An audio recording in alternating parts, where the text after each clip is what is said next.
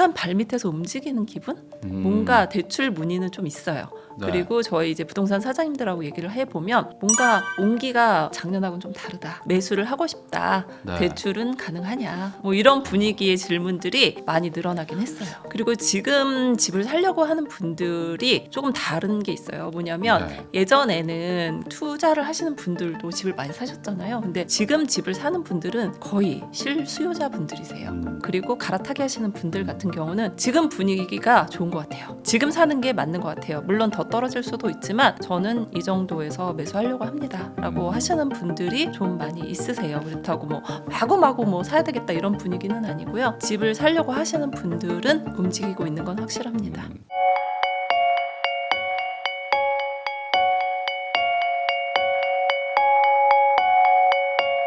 안녕하세요. 부익남TV의 부익남입니다. 2025년 새해가 밝았는데요. 새해에 부동산 시장에 가장 큰 이슈가 있었죠. 바로 이제 대출이 어떻게 될 것이냐. 그래서 모셨습니다. 레오대출연구소의 레오님 모시고 지금 부동산 시장, 특히 이제 대출이 어떻게 바뀌고 있는지 이야기 나눠보도록 하겠습니다. 안녕하세요. 네, 안녕하세요. 네, 원래 네. 연초가 되면은 조금 네. 뭐 대출도 막 늘어나고 해가지고 바빠지셨어야 됐는데 또 이제 연말에 막 사건 사고가 막 터지면서 지금 또 이렇게 되게 네.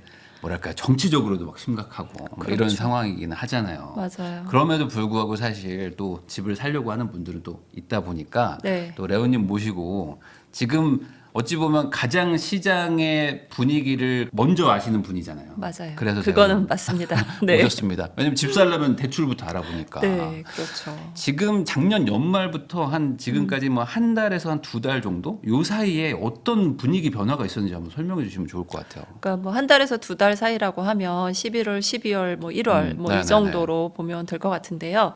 저희가 그 한 9월까지는 괜찮았어요. 사람들이 많이 왔다는 네, 거죠. 그렇죠. 거래도 대출 많이 받을 하고. 분들도 네네. 많고 사야 되겠다. 음. 뭐 계속 그런 분들이 굉장히 많았는데 정부에서 가계부채 총량 관리를 시작을 하면서 대출을 확 조이기 시작을 하고 또 대출 규제를 정부에서 직접 하지는 않았지만 네. 은행을 이제 압박을 한 거죠. 음. 좀 줄여야 되지 않겠어? 네. 뭐 이런 그러다 보니 은행들이 이제 각각 자기네들 맘대로 막 규제를 주기 시작한 거여서 더 헷갈려요. 지금 사실은. 네. 뭐 이게 모든 은행이 다 다르니까 이걸 음. 어떻게 하면 좋냐 이렇게 물어보는 분들이 굉장히 많은 게 작년이었어요.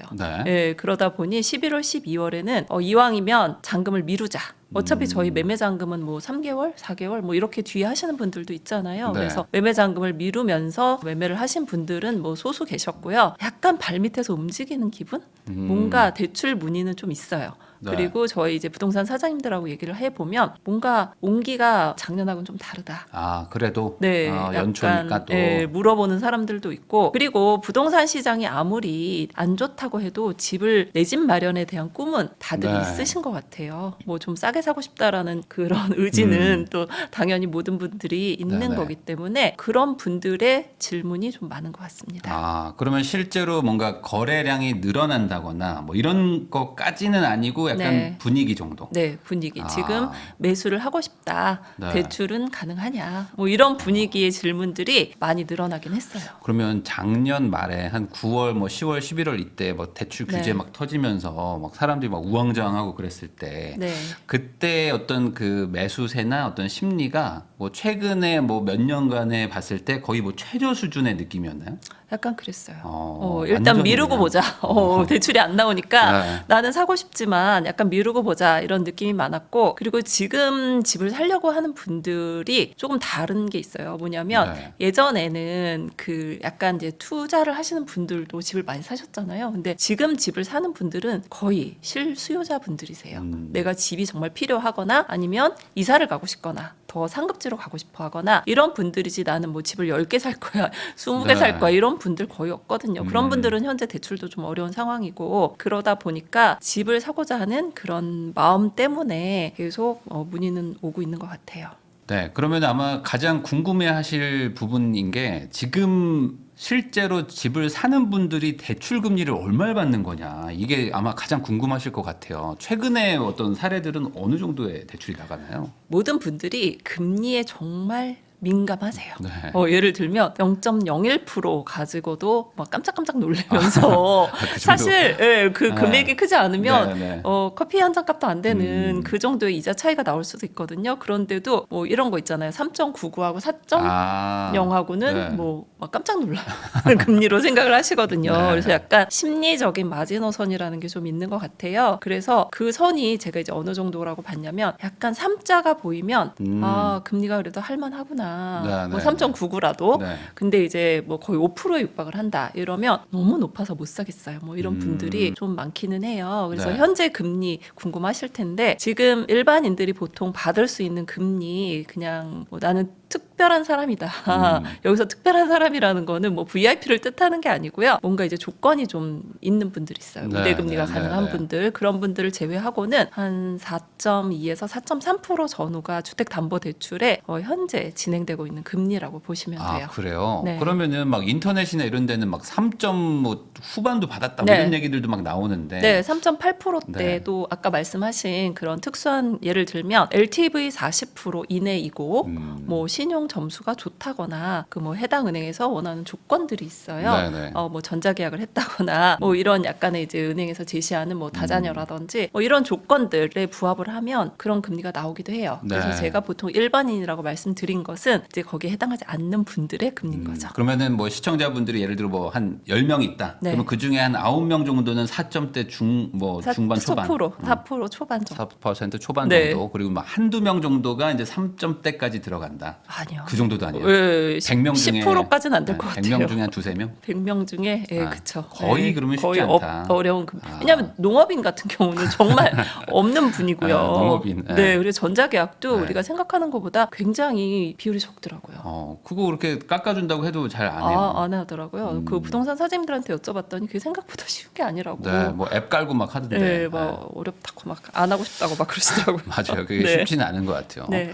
그러면은 이게 4.2 정도라고 가정해 보면 작년에 거래 뭐 많이 됐었던 7, 8, 9월 때는 얼마였고 지금 한 얼마 정도 차이가 나는 거예요? 그때는 3% 중반까지도 3% 갔었어요. 중반. 그러면 그러니까는 3.5. 네, 3.5. 뭐 좀 저렴한 데는 이제 특판으로 나와서 저렴하게 가면 3.3 막 여기까지도 내려갔었거든요. 네. 그러니까 제가 말씀드린 그 심리적인 매수 심리의 마지노선의 금리가 3%대로 뭐 초반까지 내려오면 더 좋고 네. 한 중반까지만 가도 집을 사야 되겠다 이런 생각들을 하시더라고요. 그러면 어찌 보면 뭐 여러 가지 변수들은 있겠지만 가장 큰 게 지금 4.2 정도가 일반적인 금리인데 이게 네. 뭐 한 0.5 정도는 내려가 줘야 그렇죠. 이제 예전처럼 막 그렇게 막 사람들이 집 사러 가겠다 하는 게 좀 생길 수도 있겠네요. 예, 그럴 것 같아요. 근데 네. 이 사이에 사실 기준금리는 많이 내렸거든요. 제 말이 그 말입니다. 제 근데 말이. 오히려 금리가 많이 올랐잖아요. 그러니까요. 요거 좀 설명 좀 해주세요. 아니 그럼 그 도대체 그 높은 금리의 그 혜택은 누가 보는 거예요? 사실 네. 정말 지금 어렵거든요. 아니 자영업 하시는 분들도 많이 어렵고요. 네. 그리고 뭐 직장인들이야 급여가 나오니까 크게 영향을 안 받는지 모르겠지만 많은 분들이 힘들어 하시는 그런 상황인데 네. 그런 분들이 대출이 없는 분들이 없어요. 특히 자영업자분들 대출 다 갖고 그렇죠. 계시고 뭐 그분들이 집이 있으면 당연히 주택담보대출 갖고 있거든요. 그런데 금리는 날로 올라가고 있으니 그 혜택은 도대체 누가 받는 걸까라는 생각이 드는데 그 이유는요. 지금 여쭤보셨잖아요. 일단 가상금리가 높습니다. 네.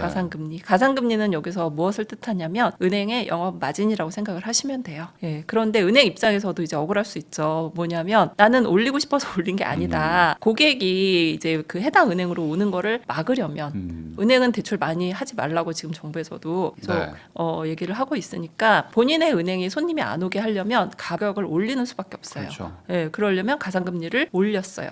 근데 이게 해당 은행만 올리는 게 아니라 뭐 옆에 은행도 옆집도 올리고 그 옆집도 올리고 다 올려버리니까 전반적으로 이제 다 금리가 높은 그런 상황이 됐던 거죠. 그러면 여기서 또 궁금하신 분들은 이런 걸 것 같아요. 그러니까 과거에는 그러면 왜 이렇게 낮았고 지금은 이렇게 높냐? 결국에 그러면 정부가 말하는 거 때문에 한 1%씩 막 올라가냐? 이게 뭐 과거도 그렇게 된 건지 아니면 그때는 뭐 영업이 막 치열하게 했었던 건지. 뭐 두 가지가 다 맞는 것 같아요. 네. 왜냐하면 아까 대표님이 여쭤보신 것처럼 작년 한 4, 5월 달에는 3% 중반까지도 갔었잖아요. 네. 그때하고 지금하고 기준금리 오히려 떨어졌잖아요. 네, 네, 시장금리의 영향을 좀 받기는 하지만 그러다 보니 이 금리가 참 어려운 것 같아요. 금리라는 게 그때는 많이 가상금리가 어렵습니다. 거의 뭐 없는 수준으로 막 나갔었어요. 나갔었어요. 네, 은행 입장에서는 금리가 계속 떨어질 거라고 생각을 했었고요. 가상금리가 없어도 일단 고정금리로 대출을 하게 되면 계속해서 높은 금리를 받을 수 있으니까 일단 가산이 네네. 적어도 금리가 떨어지는 건 다 예상하고 있었거든요. 그래서 네. 낮은 금리로 실행을 했던 거고요. 지금은 이제 되도록이면 대출을 안 하고 싶으니까 네. 뭐 어쩔 수 없이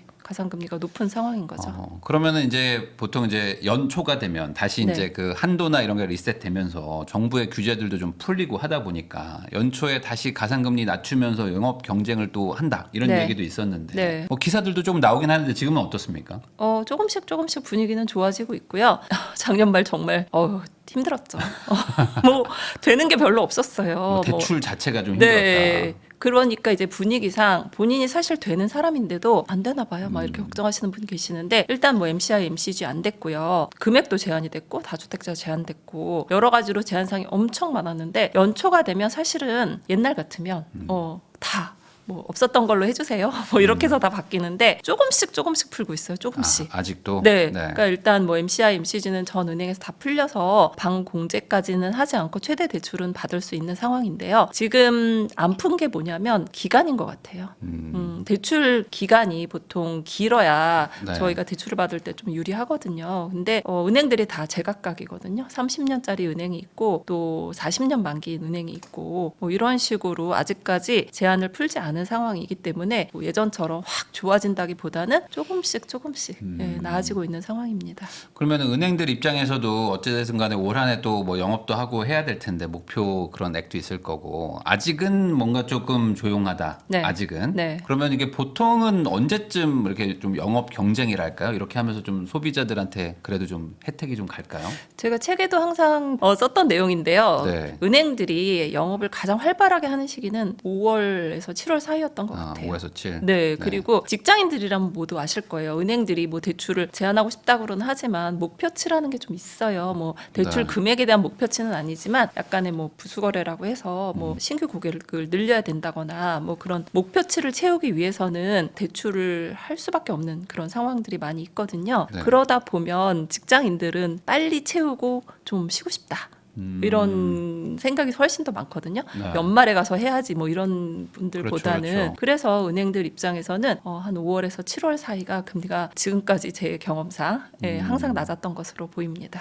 그러면은 지금 기준금리가 내려가는 그 부분만큼 조금 시간이 지나면 반영이 되는 건지 아니면은 작년 이맘때 막 3.3, 3.4가 막 너무 낮았던 거기 때문에 다시 그거 보기는 쉽지 않은 건지 이런 거 좀 궁금하실 것 같긴 합니다. 내려갈 것으로 보입니다. 왜냐하면 지금 한국은행이 어제는 기준금리를 동결을 했지만 네. 뭐 계속해서 그렇게 할 수는 없어요. 왜냐하면 지금 경기가 너무 좋지 않기 때문에 뭐 환율 방어 차원에서 기준금리를 동결을 하기는 했지만 조금씩 금리는 내려갈 거고요. 지금 은행 가상 금리도 조금씩 내려가고 있는 상황이기 때문에 은행들 입장에서도 계속해서 높은 금리를 받지는 않을 것으로 보입니다. 그래서 지금 만약에 내가 금리가 너무 높다 이런 분들 같은 경우는 한 5월 전후로 해서 대환을 고민해보는 것도 좋을 것 같습니다. 아무래도 지금 말씀하신 것처럼 4점 한 초중반이면 왠지 좀 억울한 느낌도 그쵸, 좀 들고 맞아요. 지금 뭐 거래가 많지도 않다고 하는데 네. 내가 여기서 막 굳이 뭐 이 가격에 이 돈을 주고 뭐 그렇게 이자까지 높여가면서 할까? 뭐 이런 생각에 좀 기다려 보려고 하실 것 같기는 해요. 네. 그러다 보니까 뭐 상저하고 뭐 이런 얘기 어떤 분은 뭐 상저하저다 뭐 이런 얘기도 하지만 상반기가 그 분위기 좋지는 않을 것 같다라는 거에는 어느 정도 좀 동의는 하고 계신 것 같긴 합니다. 네. 그러면 지금 집을 사는 분들도 있긴 있잖아요. 있습니다. 네, 그럼 이런 당연하죠. 분들은 어떤 분들이에요? 지금 어떤 분들이 집을 사냐면 제가 초반에도 말씀드렸지만 지금은 투자자들보다는 내 집 마련하시는 분들이에요. 네. 그래서 어느 정도 내가 돈이 마련이 됐다.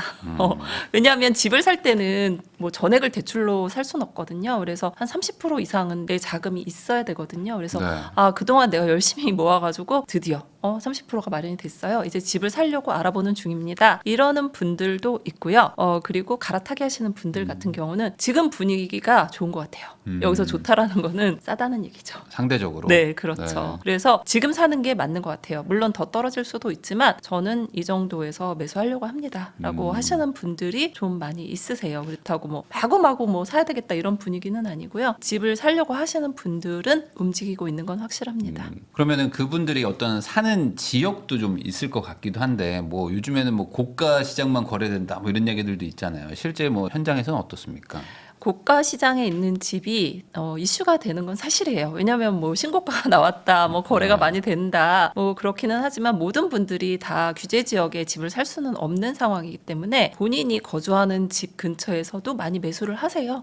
그게 더 편하기도 하고 하니까. 그런데 지금 거래되는 거 내지는 이제 질문 들어오는 지역을 조금 저희가 통계를 내봤는데 강동구 쪽이 조금 많이 문의가 들어오고 있고요. 그리고 뭐 그 성동구 네.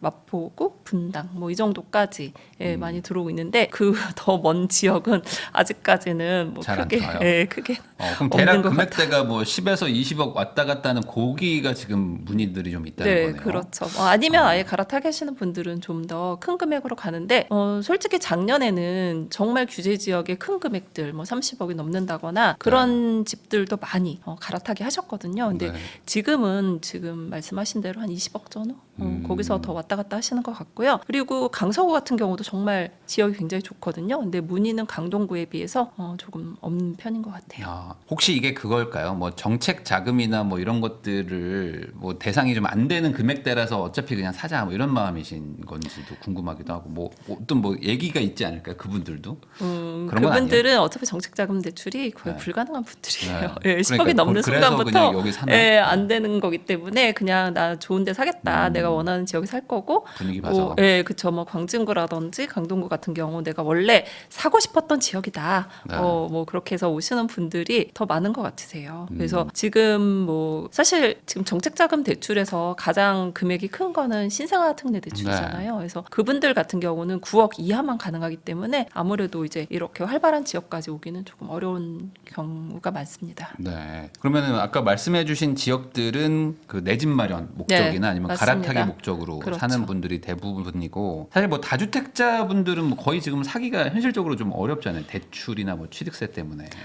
맞습니다. 일단 대출도 대출이지만 세금 때문에 많이 어려워하시고요. 네. 그리고 다주택자분들이 현재 대출을 받는 분들도 있어요. 그분들은 이제 전세 퇴거자금 세입자가 안 구해진다. 네, 뭐 네. 전세가가 예상보다 좀 적다. 저 돈을 마련하기 위해서 뭐 내 집 담보가 됐든 뭐 그 전세를 줬던 그 집에 대출이 됐던 그렇게 얘기하시는 분들이 많고요. 그래서 제가 이렇게 물어봐요. 그러면 전세 퇴거자금 받으면 다음 세입자 구하시면 중도 상환 수수료 많이 내셔야 돼요. 왜냐하면 네. 세입자를 구하면 갚아야 되니까. 그러면 열에 한 3-4명은 팔고 싶어요. 팔고 싶어 한다. 네, 그냥 비워놓을 거예요. 왜냐하면 네. 세입자 구하면 팔기 어려우니까 그냥 좀 비워놨다가 팔려고요 하는 분들도 꽤 많으세요. 사실 전세입자를 맞춰버리면은 진짜 요즘에 팔기가 좀 쉽지 어렵죠. 않은 경우들이 많아져서. 네, 특히 그래서 이제 그냥 나간다고 하면 보내고 그냥 매도하겠다.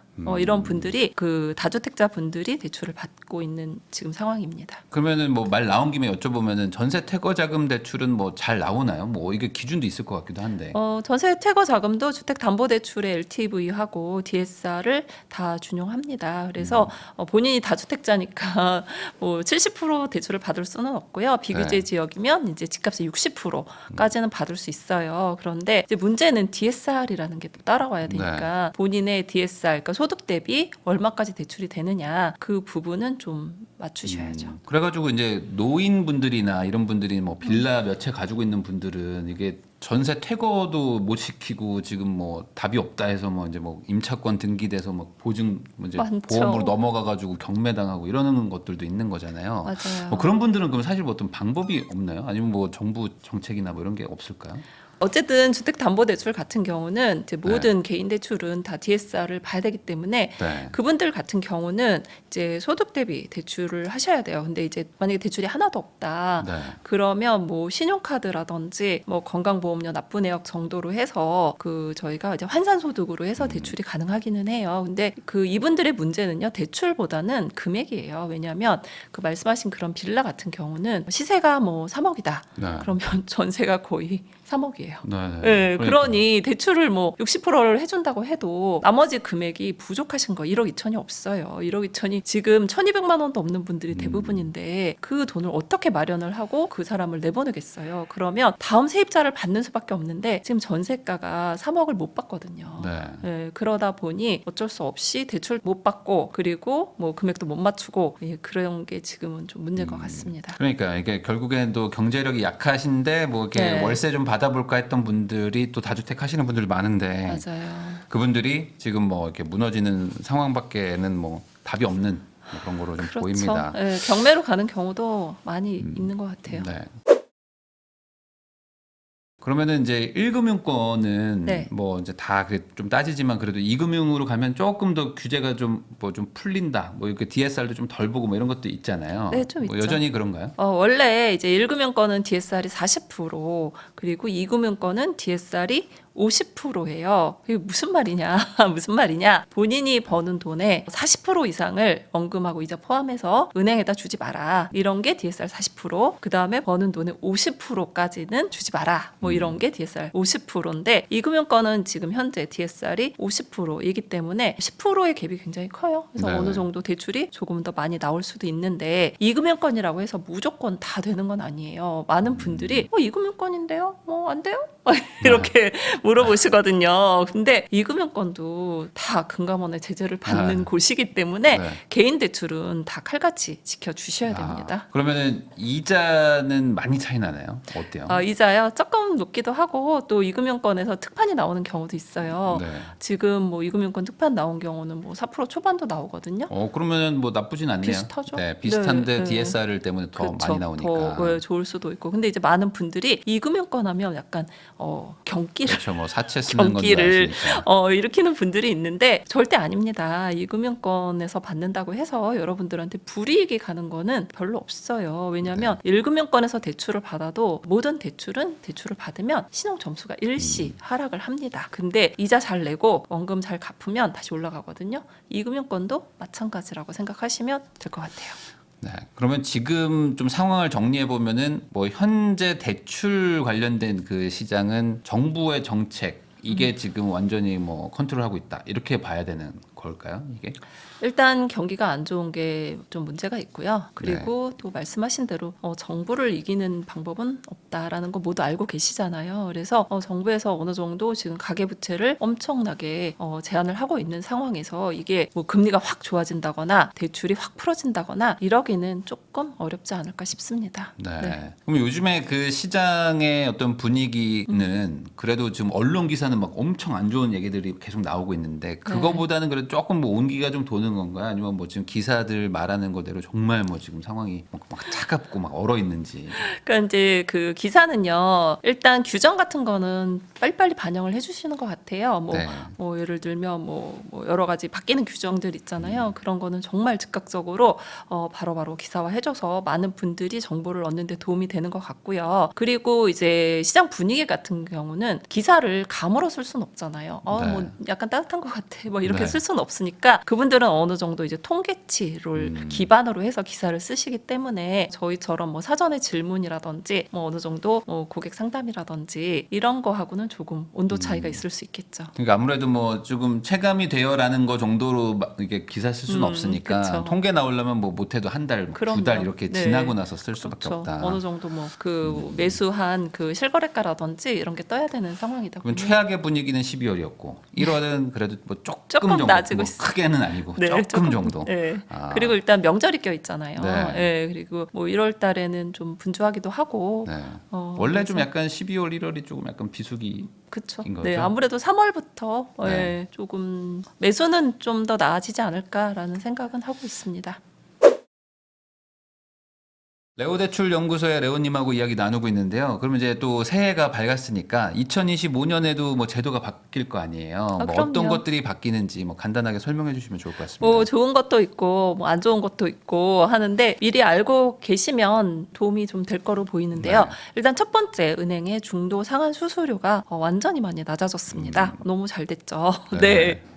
은행에서 중도 상환 수수료가 절반 정도로 낮아졌고요. 이거는 사실 작년부터 말이 많았어요. 네네. 정부에서도 아니 왜 그렇게 중도 상환 수수료를 많이 받느냐, 뭐 확실한 근거를 대라, 뭐 이렇게 해서 얘기를 했는데 이제 은행들이 이제 조금씩 줄여가고 있는 상황인데 정부에서는 중도 상환 수수료를요, 그러니까 자금 운용에 차질이 생겨서 이제 기회비용을 날렸다, 뭐 그런 비용 하고 이제 대출을 관련으로 이제 일을 하다 보면 모집 비용이라든지 행정 비용이 발생을 하거든요. 그렇죠. 그래서 그런 실 비용만 부과를 해서 계산을 해라. 뭐 이렇게 해서 개선이 됐는데 그 결과가요 정말 좋습니다. 은행 같은 경우에 주택담보대출이 원래 1.2에서 1.4%까지 중도 상환 수수료가 부과가 됐었거든요. 네. 근데 이제 0.6에서 0.8% 반으로 줄어들었죠. 네. 그리고 신용대출 같은 경우는 사실 이제 설정을 하는 것도 아니기 때문에 그렇게 큰 비용이 들어가지 않았어요. 그래서 신용대출 같은 경우 0.3에서 0.4%까지 상환 수수료가 낮아졌고요. 전세대출도 뭐 많이 낮아졌습니다. 0.3에서 0.5%까지 낮아졌기 때문에 이렇게 중도 상환 수수료가 낮아지면 대출 받는 분들은 좋습니다. 내가 뭐 네. 상환을 하고 싶은데 중도 상환 수수료가 많이 나와서 부담스럽다 하시는 분들, 아니면 대출을 갈아타고 싶은데 상환 수수료 굉장히 부담스럽거든요. 근데 이런 분들한테는 혜택이 있기 때문에 금리가 좀 낮아지는 시점을 잘 체크를 해서 근데 이 중도 상환 수수료는 1월 13일 이후에 신규 예, 이제부터 하시는 분들만 해당이기 때문에 기존 분들은 해당이 없다는 거 미리 좀 말씀을 드리고 싶고요. 그러니까. 예, 그리고 이거는 이제 개인 대출에만 해당이 되기 때문에 네. 또 사업자 대출 받는 분들도 중도 상환 수수료 많이 물어보시는데 아직까지는 해당이 뭐 없습니다. 법인이나 이런 거는 안 된다. 네. 그러면 결국에 이 개인들이 이제 나도 그럼 이제 대출 좀 갈아탈 수 있나 했지만 옛날 계약들은 다 안 되니까 그쵸. 네. 앞으로 하셔가지고 이제 뭐 올해 말이나 뭐 내년 초 네. 뭐 그러니까 그때쯤. 근데 이제 그 지금 받는 분들이 금리가 높다라고 생각을 하세요. 네. 왜냐하면 기준금리 작년보다 떨어졌는데 왜 작년보다 높아요? 네. 네, 이렇게 물어보는 분들 많으시거든요. 그러면 저는 이 가상금리가 높아서 그러니까 좀 지나면 낮아질 거예요라고 말씀을 드리면서 중도 상환 수수료가 저렴해졌으니까 네. 상황 잘 보다가 좀 내고라도 상환을 하시는 게 좀 유리한 시점이 오면 하세요. 이렇게 말씀을 드릴 수가 있는 거죠. 네, 네. 아무래도 이게 중도 상환 수수료 때문에 요거 아까워가지고 보통 막 한 1년 있다가 갈아타고 싶어도 막 금리 하락기에 못 맞아요. 갈아타잖아요. 네, 막 중도 상환 수수료가 뭐 300, 400 이렇게 나오면 네. 되게 부담스럽거든요. 그러면 은행들 입장에서는 좀 힘들어지겠어요. 어쨌든 뭐 이렇게 빈번하게 좀 왔다 갔다 하는 일들이 지금보다는 좀 늘어날 테니까. 그럴 수 있죠. 다만 이제 정부 입장에서는 괜히 뭐 거기서 이렇게 수수료를 챙기지 마라. 그쵸. 이런 식으로 실비만 네. 받아라. 아니 은행은 지금 올해도 영업이익이 엄청나게 늘어났다고 하잖아요. 네. 그래서 뭐 이런 상환 수수료를 실비화하는 거는 저는 좋다라고 생각을 합니다. 네. 그리고 이제 두 번째는요. 스트레스 DSR 3단계가 7월부터 이제 도입이 됩니다. 네. 스트레스 DSR 듣기만 해도 맨날 스트레스라고 하시는 분들 정말 많으신데요. 네. 네, 이 스트레스 DSR이라는 거는 이제 뭐냐면 여러분들이 대출을 받을 때 소득 대비 대출을 할 수 있도록 조정을 하는 그 DSR에 스트레스라는 것을 더 첨가를 한 거예요. 가상금리를 이제 가상의 가상금리를 더하는 거죠. 맞습니다. 그래서 이 스트레스를 이제 더하는 게 뭐냐면 그 특히 변동금리일 때 네. 뭔가 위험하다. 그래서 더 많이 가산을 하고 있는데 3단계가 되면 지금 현재 수도권은 1.2포인트, 비수도권은 0.75포인트의 가상금리를 적용을 하게 되어 있는데 3단계가 되면 1.5포인트까지 높아지기 때문에 DSR이 이렇게 적용이 되면 대출 한도가 줄어듭니다. 네. 네, 내 금리는 그대로예요. 혹시 은행만 돈 버는 거 아니야? 뭐 이렇게 생각하시는 분들 한도만 계시는데 줄어든다. 네, 한도만 줄어듭니다. 그러면 이렇게 됐을 때 변동금리로 받고 싶으신 분들도 있을 것 같아요. 왜냐면 이제 금리가 좀 내려가고 있으니까. 그렇죠. 근데 네. 이거를 또 스트레스 DSR이 또 막아버리는 효과도 있는 거네요. 그렇죠. 그러면 정부 입장에서는 이제 고정으로 받아라 이렇게 봐야 될까요?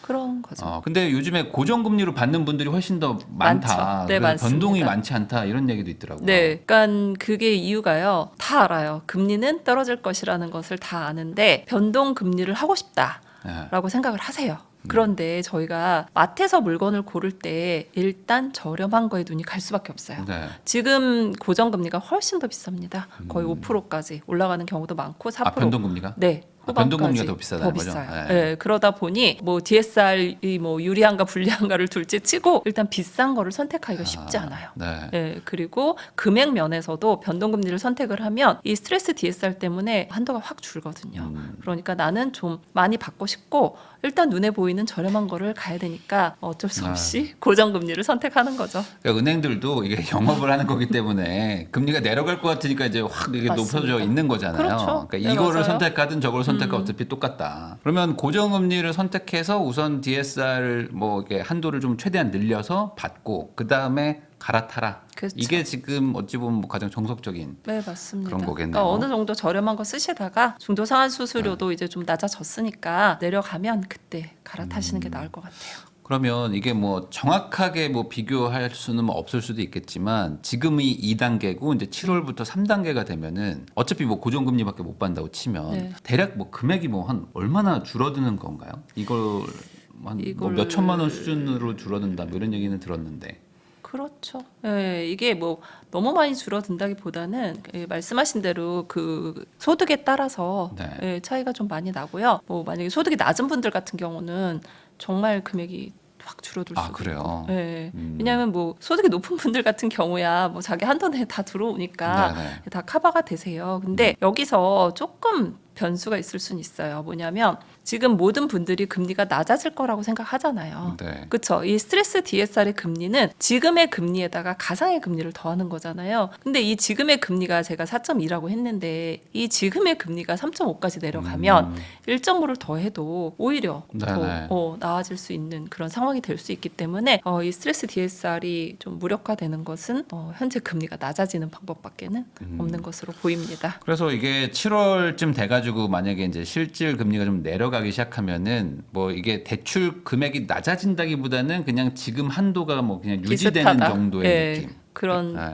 그래서 7월이 돼도 뭐 크게 뭐 내가 손해를 본다거나 그 대출 한도에서 네. 그런 거보다는 좀 비슷하지 않을까 저는 그렇게 예상을 하고 있어요. 네. 네. 그러면은 스트레스 DSR 뭐 이제 적용되면은 뭐 사람들 이제 뭐 큰일 난다 뭐 이런 댓글들도 많이 달리거든요. 그때는 뭐 수요 없어진다 뭐 이런 것들도 있는데 네. 현실적으로 봤을 때는 지금 받나 뭐 나중에 받나 뭐 금리가 조금 더 인하가 된다면 큰 차이는 없을 수도 있겠네요. 대출 어떤 그렇죠. 한도나 대출 이런 한도 것들은. 면에서는 큰 차이는 없을 수도 있을 것 같아요. 물론 이제 금리를 봐야 되겠지만. 그렇죠. 네. 근데 금리는 많은 분들도 예상을 하고 있고 내려갈 수밖에 없는 상황이 되지 않을까라는 생각이 들어요. 한국은행 이창용 총재 그분도 네. 뭐 올해 뭐 추가 인하를 하기는 할 것 같은데 네. 이제 상황 봐서 하겠다 이렇게 그렇죠. 워낙 지금 경기가 안 좋기 때문에 맞습니다. 유동성을 좀 푼다고는 하긴 했거든요. 네. 그러면은 정리를 한번 해봐야 될 것 같은데 내 집 마련을 하겠다라고 하면은 대출을 지금 뭐 상반기에 받는 게 유리해, 하반기에 받는 게 유리해, 뭐 이런 것들을 기준으로 봤을 때는 뭐 비슷하다고 봐야 될까 아니면 그래도 좀 상반기가 낫다고 봐야 되는 건가요? 제 생각에는 거의 비슷해 보여요. 왜냐하면 이 스트레스 DSR은 사실 변동금리에 굉장히 네. 취약한 그런 금리잖아요. 그런데 많은 분들이 집을 살 때는 거의 고정금리로 집을 네. 사고요. 특히 이제 고정금리 중에서도 주기형 상품 같은 경우에는 스트레스 DSR 적용 비율이 30%밖에 되지 않기 때문에 어느 정도 금리가 조금만 내려가도 지금하고 큰 차이가 없어 보입니다. 그러면 스트레스 DSR 7월에 적용되는 것들은 좀 시장에 좀 제한적인 영향을 줄 수는 네. 있을 것 같다. 그리고 신생아 특례 대출의 소득 여건이 완화가 됐습니다. 아. 그래서 2025년에 다양하게 변화가 있는 것 중에 하나인데요. 원래 신생아 특례 대출이 이제 1억 3천에서 이제는 이제 2억 5천까지 2억 5천까지. 네, 이제 상승을 했기 때문에 2억 5천이면 이제 웬만한 분들 부부 합산 소득으로 네. 다 커버가 되는 그런 소득 수준이기 때문에 그 신생아 특례 대출로 많은 분들이 또 혜택을 볼 수 있는 이제 길이 열린 거죠. 저 그냥 궁금한데 이게 네. 그냥 뭐 정확한 통계는 아니겠지만 대략적으로 2억 5천이면 네. 대출 받으러 오시는 분들의 거의 몇 퍼센트 정도에 해당이 되는 건가요? 거의 대부분인가요? 거의 대부분. 거의 대부분. 네. 3억 이상 넘어간 사람이 별로 없다. 뭐 아, 물론 이게 있긴 너무 있겠지만. 소득이 좋으신 분들은요. 네. 9억 이하의 집을 사지는 안 사니까 안 어차피. 하시더라고요. 그렇겠죠. 네, 연봉 더- 3억인데 9억짜리 사는 분들은 많죠. 더 좋은 집으로 네. 하시는 분들이 더 많고요. 네. 예, 그래서 2억 5천까지 이제 부부합산 소득을 늘렸기 때문에 많은 분들 거의 대부분이 커버가 된다라고 봅니다. 그러니까 신생아 대출 받고 싶은 사람은 소득 제한이 없다라고 봐도 사실상 무방하다. 네, 저는 그렇게 생각이 들어요. 그리고 이 신생아 특례 대출 같은 경우는 사실 뭐 대출 정책이라기보다는 정부에서도 출산 정책이다라고까지 발표를 했기 때문에 정말 혜택은 좋을 것으로 보입니다. 금리도 엄청 좋잖아요. 그래서 최저 1.6% 어마어마. 물론 이제 소득 기준에 따라 달라지기는 하지만 그래서 신생아 특례 대출로 나는 집을 사겠다 하시는 분들이 정말 많아요. 네, 많은 분들이 또 상담을 하고 있는 상황이기 때문에 여러분들이 아이가 태어난 분들 같은 경우는 무조건 이거 받으시면 좋을 것 같습니다. 이게 태아는 안 되고 네, 아이를 아이가 출산해야지만 낳아야 됩니다. 가능한 거죠. 네, 그리고 대환도 가능하니까 예전에 네. 받았던 분들은 본인 금리하고 비교해서 대환하시는 것도 좋을 것 같습니다. 그러게요. 대안을 네. 하게 되면 되는 거니까 결국에 이제 아이를 낳으면 이제 네. 애가 이제 복덩이가 되는 그렇죠. 거죠. 혜택을 주는 거죠. 사실 뭐 이런 거는 뭐 앞으로도 계속 좀 권장되지 않을까 저도 뭐 추정은 해보는데 네. 이럴 때 뭐 어차피 집을 사실 분들이라면 그렇죠. 어차피 나이 나으실 분들이라면 네. 예, 집도 사고 아이도 낳고 금리까지 3종 세트로 따라올 수 있으니까. 근데 이런 정책은 대표님 말씀대로 계속해서 좀 많이 했으면 좋겠어요. 아이가 좀 네. 많이 태어났으면 좋겠습니다. 그렇죠. 지금 뭐 가장 심각한 게 뭐 저출산 문제니까요. 그러니까요. 그리고 최근 발표된 것 중에 하나가 청년주택 드림 대출이라고 있는데 네. 요것도 한번 설명을 해주세요. 네, 일단 청년주택 드림 대출 전에 여러분들이 가입을 하셔야 되는 통장이 있습니다. 뭐냐면 청년주택 드림 청약 통장입니다. 자, 이 통장은요, 청년들이 당연히 가입을 하셔야 되는 거고요. 19세에서 34세 이하의 무주택자인 분들이 가입을 할 수 있습니다. 혜택도 좋고요. 금리도 네. 받을 수 있는 금리도 좋기 때문에 여러분들이 이 기존에 있는 청약 통장도 전환하셔도 되니까 꼭 가입을 해 두시면 좋을 것 같고요. 그리고 이제 해당 통장으로 이 청약 통장으로 이제 여러분들이 이제 당첨이 되셨어요. 정말 축하드릴 일이죠. 그러면 전용 대출인 이게 이제 거기에 해당하는 대출이거든요. 청년 주택 드림 대출을 받을 수가 있습니다. 그럼 뭔가 혜택이 좀 많을 것 같죠. 금리가 일단 최저 2.2%의 금리이기 때문에 지금 시중은행 금리 아까 제가 4.2% 절반이네, 절반. 네, 그렇죠. 반값입니다. 그래서 그거에 해당이 할 수 있는데요. 이 청년 주택 드림 대출을 받으시려면 청약 통장을 가입하고 1년 이상 납입을 하셔야 되고요. 납입액은 1,000만 원 이상이어야 되고, 근데 대출 한도가 조금 적습니다. 아쉽죠? 2억 원까지 가능합니다. 그리고 분양가의 최대 80% 이내고요. 만기 30년까지 상환이 가능하기 때문에 여러분들이 좀 적극적으로 알아보고 네. 당첨이 된다라고 하면 정말 좋은 제도로 볼 수 있습니다. 그러니까 이게 뭐 하다못해 청약 통장만 유지를 해도 뭐 나쁘진 않고 그렇죠. 그리고 이제 당첨이 만약에 된다면 저금리로 빌려주겠다. 그렇죠. 그래서 만약에 아이도 낳고 하면 또 빌려줄게 뭐 이런 식으로 지금 전반적으로 그러니까 청년들한테 청년들한테 혜택이 혜택이 좀 많은 것 같아요. 이런 거는 알고서 여러분들이 다 이용을 하시면 저는 좋다라고 생각을 합니다. 뭐 정부에서 지원해 주는 거는 여러분들이 다 혜택 보셔야죠. 네. 그러면 이제 뭐 집을 어차피 사기로 마음 먹었다라는 분들 입장에서는 이제 그럼 나도 이제 대출 알아봐야지라고 할 텐데 지금 그 처음에 말씀해 주셨던 게 은행마다 지금 약간 뭐 규제나 이런 것들이 좀 다르다고 하신 게 있잖아요. 네. 그러면 뭐 그나마 좀 뭐랄까요? 좀 규제랄까 이런 게 좀 덜한 게 있나요? 덜한 아니면 뭐 은행이요? 다 막 비슷비슷한가요? 어때요 지금? 많이 달라요. 많이 네. 달라. 예를 들면 이제 시중은행만 살펴본다라고 하면 우리가 뭐 익숙한 은행 있죠. 뭐 신한은행, 우리은행, 하나은행, 국민은행, 농협은행, 기업은행, SC제일은행, 그리고 지방은행, 인터넷뱅킹은행 네. 뭐 이런 식으로 나눠지는데요. 일단 1금융권 은행이 대부분 제한 사항이 많습니다. 뭐냐면 만기 면에서 일단 제한이 많아요. 30년인 경우에 DSR이 안 나와서 나 대출 네. 한도가 확 줄었다. 뭐 이러는 분들이 많이 있는데 그거를 피하시려면 지금 40년 만기 은행은 하나은행, SC제일은행이 가능합니다. 예, 그리고 다주택자들이 다 막혔어요. 매매 잔금이 안 되고 있거든요. 예, 그런데 이제 다주택자도 가능한 은행이 이제 있어요. 그래서 난 다주택자인데 잔금 뭐 필요하다 하시는 분들 같은 경우에 크게 이제 제한이 없는 그런 은행을 또 찾으셔야 되는 그런 그러니까 있긴 있네요 지금도. 맞습니다. 네. 그러니까 저희가 이제 상담을 할 때 그런 얘기를 많이 해요. 하나라도 되는 은행이 있으면 되는 거다. 그렇죠, 사실. 네, 그냥 뭐, 거기서 하시면 네, 되거든요. 네, 네. 그래서 대출 규제가 나왔을 때 전부 다 안 된다라고 생각하지 마시고요. 되는 은행이 있으면 거기서 받으시면 되기 때문에 여러분들이 너무 이렇게 막 걱정을 하시거나 그러실 필요는 없다라고 생각이 듭니다. 사실 뭐 저도 뭐 전라도 광주에서 대출 받고 막 대구 가서 대출 받고 해주는 데가 거기니까 맞아요. 뭐 거기 가서 막 가서 네. KTX 타고 가서 막 받고 했었거든요. 그렇죠. 결국에 한 군데만 되면 뭐 대출은 해결이 되는 그럼요. 거니까. 한 군데도 안 해주면 이제 그건 좀 문제인 거죠. 네, 그러면 정말 뭐 제3금융까지 가야 되는 경우가 있기는 네. 한데 하나라도 해주면 그냥 거기서 하시면 돼요. 그러면 지금 40년짜리 해주는 데들도 좀 있고, 네, 그리고 DSR도 아까 말씀하신 대로 50%를 해주는 그런 이금융도 있고, 그렇죠. 그리고 대략 한 4에서 4.5 뭐 왔다 갔다 네. 뭐 5 요 정도로 지금 대출을 받을 수 있다 정도만 생각하면 되겠네요. 저는 이제 그 얘기를 좀 드리고 싶어요. 뭐냐면 이렇게 은행마다 다 다르잖아요. 네.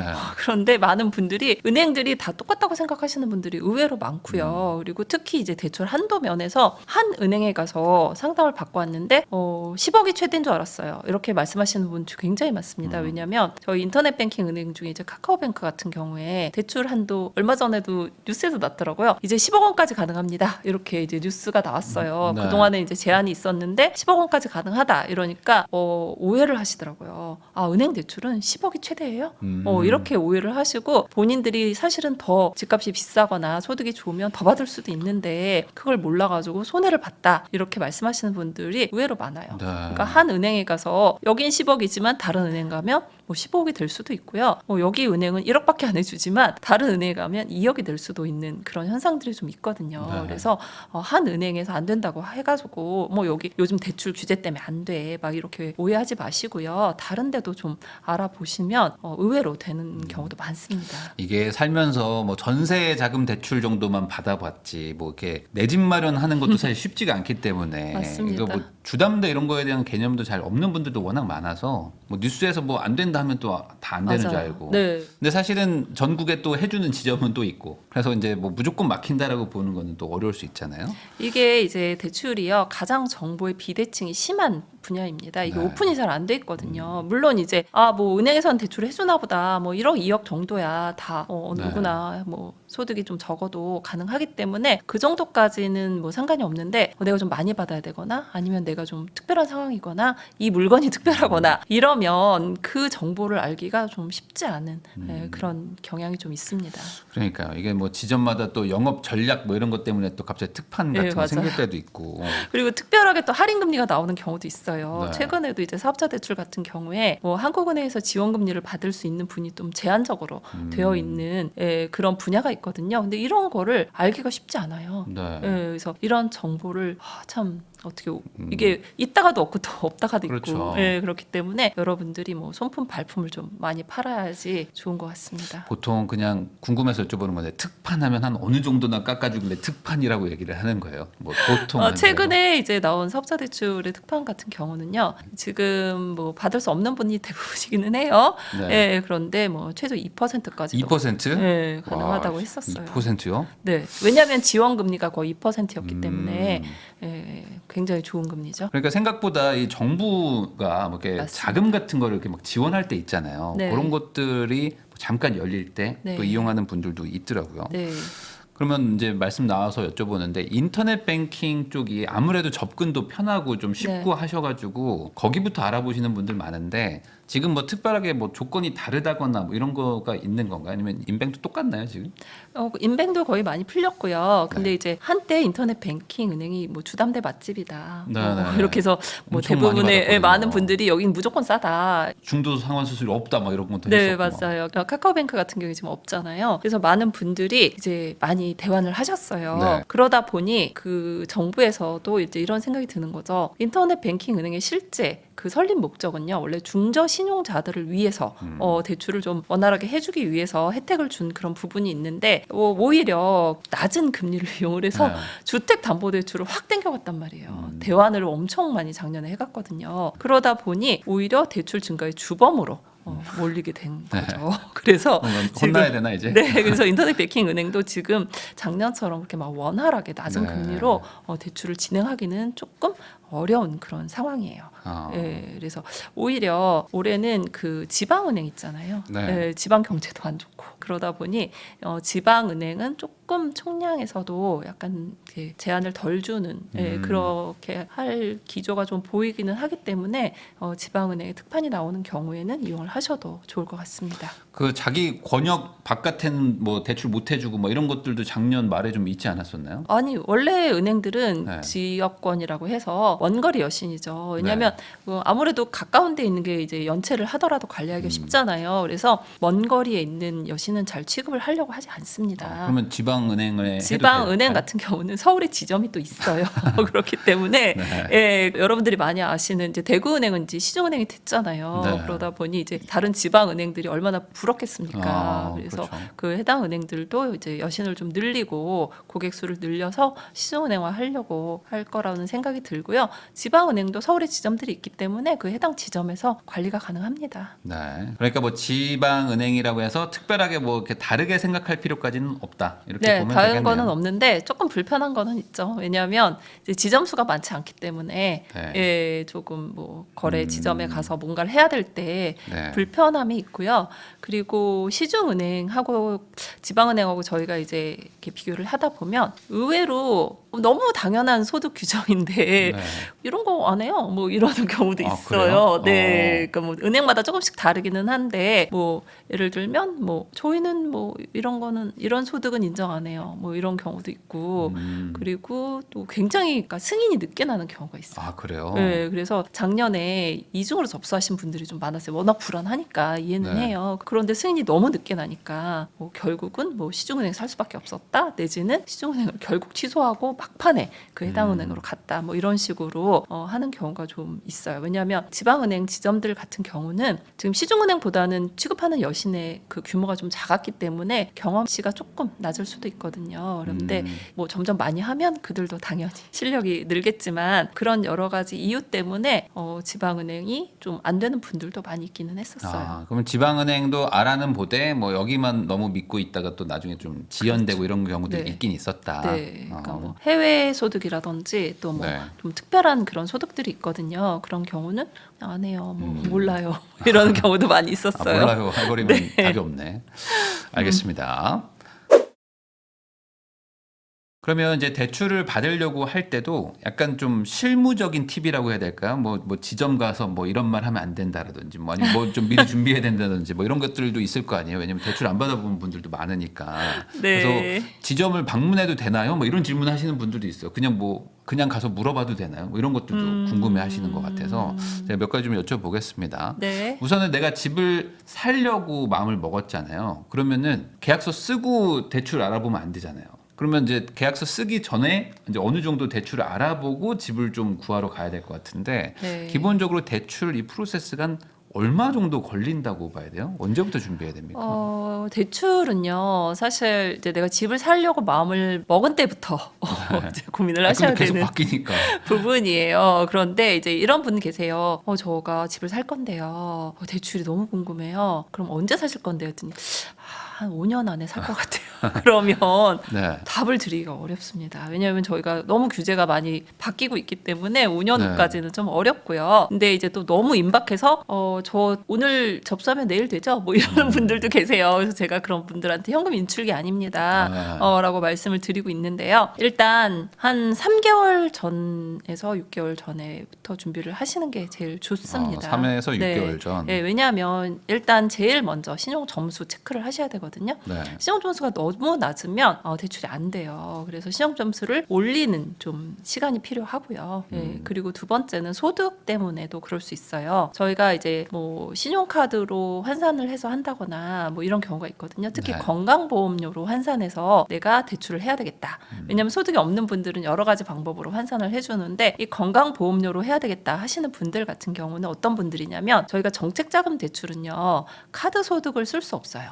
예, 예, 뭐 디딤돌이라든지 이런 보금자리로는 쓸 수가 없는데 그러면 그런 분들 같은 경우에는 이제 인정소득이라고 해서 나는 건강보험료를 환산해서 해야 되겠다라고 이제 생각을 하신 분이 계세요. 네. 근데 그 건강보험료를 3개월치를 내고 그 평균치로 저희가 계산을 하거든요. 근데 나는 그거 몰랐어요. 저는 한 달만 하면 되는 줄 알았어요. 이런 분들 계시기 때문에 이런 분들을 위해서는 최소 3개월 전에는 상담이 들어가야 내가 건강보험료를 낼 거 아니에요. 네. 예, 지역 건강보험료로 환산해서 가능하거든요. 그래서 이런 분들 급하게 못 해가지고 그냥 은행 상품 받아서 금리가 높았다 이런 분들도 계세요. 그래서 최소 3개월에서 6개월 전에는 준비를 하시는 게 제일 좋아요. 왜냐하면 저희가 대출을 할 때 가장 신경 써야 되는 부분이 신용점수하고 당연히 소득이거든요. 네. 예, 소득 규정이 원래 제일 어렵습니다. 그러면 내가 집을 살려고 마음 먹었다. 그러면은 앞으로 한 3, 4개월 뒤에 산다라고 생각하더라도 아직 많이 남은 건 아니네요. 지금 바로 대출부터 한번 상담을 받을 필요가 그렇죠. 있겠네요. 왜냐하면 본인의 이제 자산 규모도 파악을 하셔야 되거든요. 네. 내가 집을 살려면 내 돈이 얼마인 건 알겠지만 내가 대출이 얼마 나오는지를 모르는 분들도 그렇죠. 굉장히 많으세요. 그거에 맞춰서 집값도 바뀌기 때문에 지역도 달라지는 거니까. 그럼요. 어찌 보면 대출을 먼저 네, 알아봐야죠. 그리고 또 뭐 그 신용대출이 있는데 뭐 네. 신용대출 있다고 뭐 안 돼요? 막 이렇게 물어보시는 분들도 계시는데 안 되지는 않습니다. 하지만 DSR에 악영향을 미치기 때문에 어렵고요.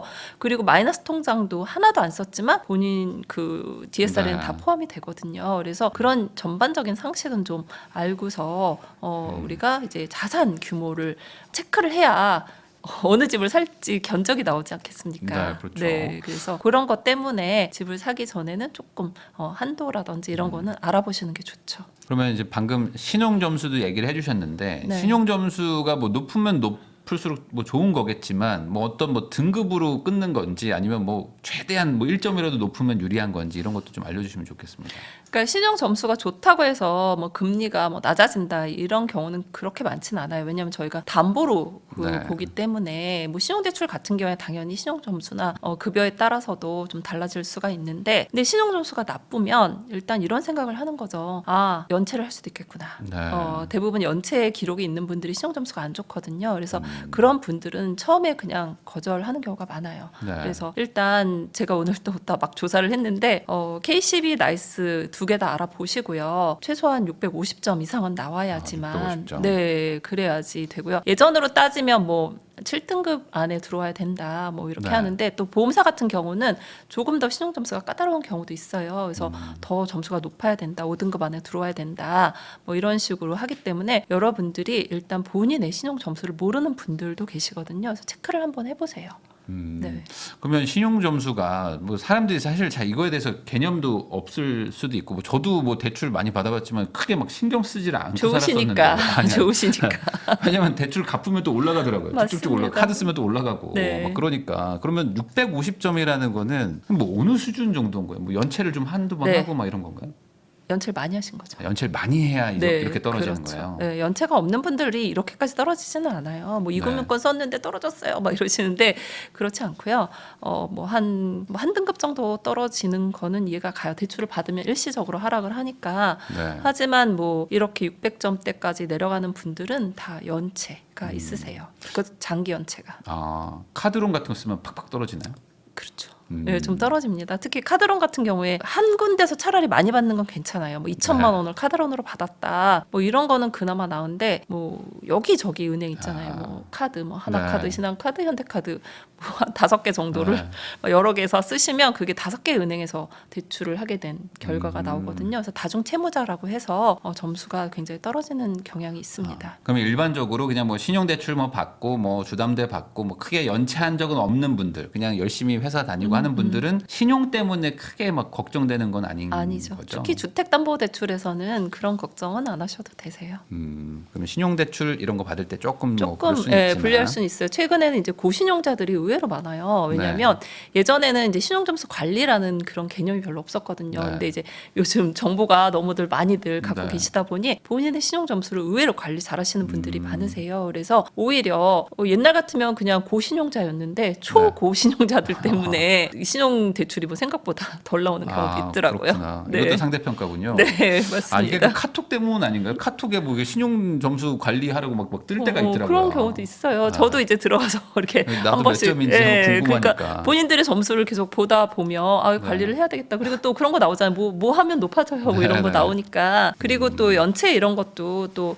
바로바로 또 연락들이 오기 때문에 크게 점수가 나쁜 분들은 많이 안 계세요. 그러면 또 이것도 한번 여쭤보고 싶은 게 이제 대출도 뭐 잘 나오는 때가 있고 안 나오는 때가 있을 거고 은행도 뭐 바쁠 때가 있고 좀 덜 바쁠 때가 있을 텐데 많은 분들이 좀 그 연중이나 연초에는 좀 대출이 잘 나오지만 연말 되면 항상 뭐 규제하니까 이제 요건 좀 익숙해지셨을 것 같은데 네. 달별로도 좀 그런 게 있을까요? 혹시 아니면 뭐 계절별로라도 분기별로? 뭐 1월 달부터 영업을 활발하게 한다 이런 느낌은 별로 없고요. 한 네. 3월부터 한 슬슬. 7월 사이 정도가 제일 영업을 활발하게 하기 때문에 여러분들이 좋은 금리를 받으려면 그때 하시는 게 제일 좋은 것 같고요. 네. 그리고 내가 조금 연말로 갈수록 금리가 안 좋아진다는 건 대부분 아시잖아요. 이제 네. 그럴 경우에는 조금 일찍 대출 신청을 하시는 게 좋을 것 같아요. 그러면 저희가 가상금리를 미리 잡아두는 경우도 있거든요. 그래서 네. 은행에서 가상금리를 조금 일찍 잡아둔다라고 하면 나중에 금리가 오르더라도 그 혜택을 보는 경우도 있어요. 그래서 그럼 은행에 일찍 가가지고 한 3개월 뒤 거, 4개월 뒤 거도 할 수 있는 건가요? 아니요, 그렇진 않고요. 네. 최장 길어야 은행별로 다른데 한 3개월이 가장 길어요. 은행별로. 그리고 이제 보통 대부분 2달 전에 신청을 합니다. 근데 이 2달도 미리 안 하시고 어떤 분들은 뭐 한 달 전이면 되는 거 아니에요? 뭐 2주면 되는 거 아니에요? 이러시는 분들은 너무 늦게 와서 작년 같은 경우에 높은 금리 받은 분들도 꽤 많으세요. 네, 그거 뭐 며칠 차이 때문에 뭐 금리가 확 달라질 수도 있는 거니까. 네, 맞아요. 하루하루에 따라 달랐어요. 작년 같은 경우는. 그래서 그런 경우는 조금 미리 하시는 게 좋을 것 같고요. 물어보시는 것 중에 달에 첫날이 나으냐 마지막 날이 나으냐 네네. 뭐 이런 거 많이 물어보시거든요. 근데 월말에 대부분 잔금을 많이 하시더라고요. 이상해요. 왜 그런지 모르겠어요. 보통 10월 31일 잔금이 그렇게 많고요. 네. 네, 뭐 또 뭐 11월 30 뭐 이런 식으로 대부분 말에 움직이면 이게 연쇄 반응이다 보니까 대부분 말에 되게 많이 하세요. 그래서 네. 말일에 내가 꼭 해야 되는 게 아니다 하시면 그 날짜를 좀 피하시는 게 여러분들이 실행할 때 조금 좀 편하실 것 같아요. 그러니까 그게 뭐 안 나오는 건가요? 아니면은 뭐 이제 업무가 좀 몰려가지고 좀 피하는 게 좋다. 네, 업무가 몰려서 그런 거죠. 네, 안 나오지는 않습니다. 네. 네, 그리고 이제 주말은 당연히 피하시는 게 좋으세요. 매매 장난 같은 경우에 어차피 등기가 되지 않기 때문에 주말로 잡는 분들은 거의 없으세요. 그런데 전세 대출 같은 경우에 토요일날 이사할 거야 뭐 이러면서 토요일로 잡는 분들이 좀 있거든요. 그러면 이제 금요일날 실행을 해드리기는 해요. 하지만 이제 전입신고라든지 이런 게 조금 어려운 부분도 있고 하니까 되도록이면 평일날 하시는 게 여러분들이 업무를 보시기에 훨씬 더 편안하세요. 그러면은 이제 뭐 이거는 뭐 사소한 거일 수도 있지만 좀 중요할 수도 있는 부분인데 만약에 그 지점에 가서 담당자분을 만났어요. 근데 만나서 내가 막 말실수해가지고 대출이 뭐 안 나오거나 막 금액이 적게 나오거나 이럴 수도 있는 건지 네. 뭐 조심해야 될 말이 있을까요? 있습니다. 네, 많지는 않은데 이제 그런 분들 예전에 몇 분 계셨어요. 안 하셔도 되는 말을 막 굳이 해가지고 굳이. 네. 뭐 예를 들면 저 곧 퇴사해요. 뭐 이런 얘기라든지. 그런 얘기를 왜 해? 네, 그러면 이제 딱 듣는 사람 입장에서 아니 퇴사할 거면서 뭐 신용대출을 왜 지금 막 뭐 어차피 신용대출은 근로자들에 한해서 주는 거잖아요. 그래서 네. 뭐 굳이 그런 말씀 뭐 하더라도 또 퇴사 안 할 수도 있는데 뭐 굳이 그렇게 뭐 말씀하실 필요는 없고요. 그리고 뭐 나 돈 없다 뭐 이런 얘기도 굳이 좀 깎아주시면 그러니까 깎으려고 이자 좀 깎아보려고 저 돈 없는데 좀 깎아주시면 안 되냐고. 아니에요. 그러면 안 그러시면 나와요? 안 돼요. 은행은 뭐 신용도 좋고 네. 뭐 그런 분들한테 혜택을 주고 싶어 하지. 네. 저 힘들어요. 막 돈 없어요. 이러면 그런 이제 딱 머릿속에 드는 게 저 연체하지 않을까. 이런 걱정을 더 많이 하시거든요. 그렇죠. 예. 그래서 뭐 담당자 선에서 거절을 하는 경우도 있고요. 그러면 아니 규정에 맞는데 왜 안 돼요? 뭐 이렇게 말씀하시는 분들도 계시는데 이런 경우도 있었어요. 예전에 은행 뭐 지점장님께서 과거에 뭐 어떤 특정한 조건 때문에 해줬는데,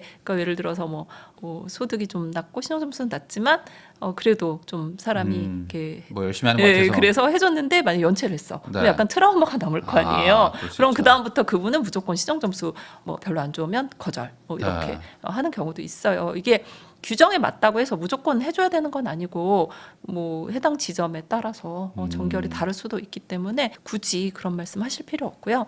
그리고 은행 직원하고도 굳이 사이를 나쁘게 만들 필요는 없어요. 예를 네. 들면 뭐 번호표를 뽑았는데 내가 먼저인데 네. 옆에 직원을 옆에 있는 사람을 먼저 먼저 갔어. 했어. 그럼 기분 나쁘죠. 네, 네. 그럼 가가지고 막 뭐 빈정빈정 거리면서 그러면 은행 직원도 사람인데 네. 뭐 그러면 뭐 더 잘해줄 것도 뭐 우대금리 있는데 막 말하는 경우 안 하고 싶고 네. 이럴 수도 있거든요. 그래서 오히려 그런 경우는요. 이게 인간관계에서도 마찬가지일 것 같은데 그냥 괜찮습니다. 뭐 은행 직원도 본인이 알잖아요. 내가 좀 실수했다거나 그럴 때 오히려 그렇게 해주면 하나라도 더 챙겨주고 싶은 게 사람 마음이거든요. 그래서 이거는 꼭 뭐 은행에 국한된 게 아니라 여러분들이 일상에서 적용되는 거 은행 직원도 똑같다고 생각하시면 될 것 같아요.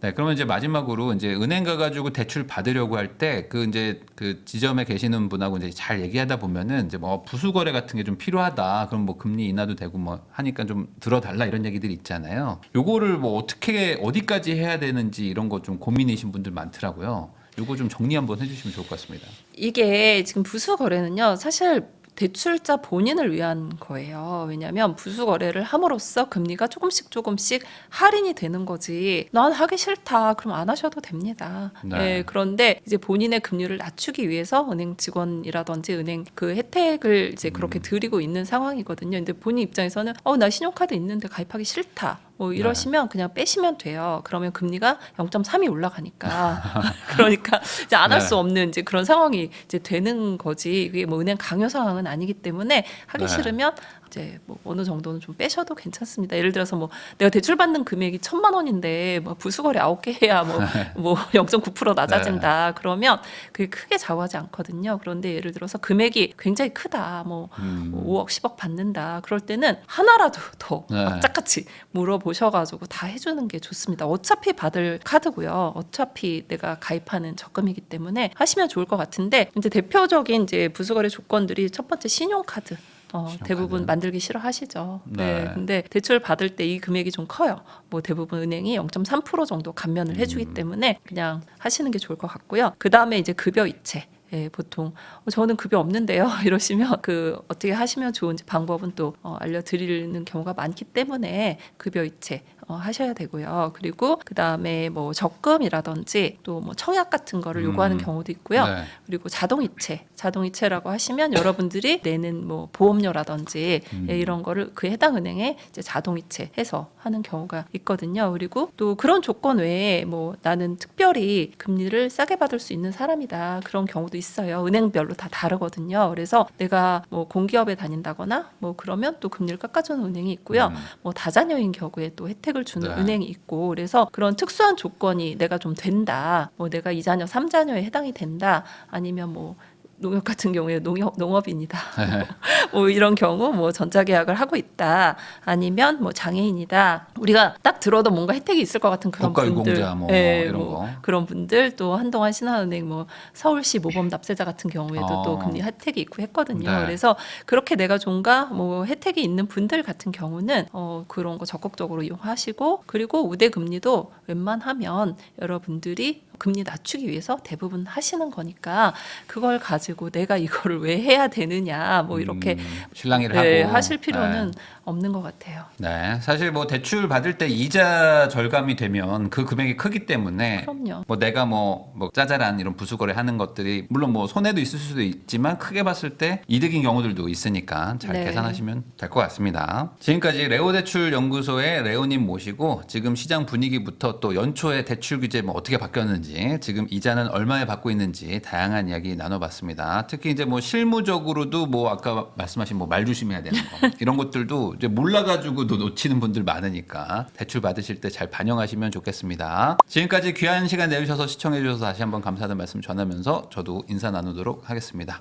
오늘 나와주셔서 감사드립니다. 감사합니다.